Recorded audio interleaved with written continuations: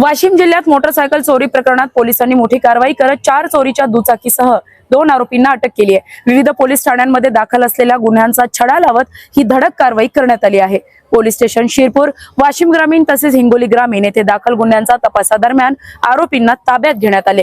याशिवाय छत्रपती संभाजीनगर येथील एका चोरीच्या गाडीचा देखील उलगडा झाल्याची माहिती समोर आली आहे। आदर्श जीवन कांबळे राहणार तोंडगाव, तालुका जिल्हा वाशिम आणि श्रेयस गणेश पाचपिल्ले राहणार खामगाव, जिल्हा वाशिम अशी आरोपीची नावे आहेत। पोलिसांनी आरोपीकडून 2 Honda unicorn, 1 Hero Splendor plus आणि 1 टीव्हीएस रायडर अशा एकूण 4 चोरीच्या मोटरसायकली जप्त केल्या। ही कारवाई एपीआय जगदीश बांगर यांच्या नेतृत्वाखाली पार पडली। त्यांच्या पथकातील पोलीस अधिकारी व कर्मचारी यांनी तांत्रिक तपास, गोपनीय माहिती आणि सातत्यपूर्ण पाठपुरावा करत आरोपींना जेरबंद करण्यात यश मिळवले।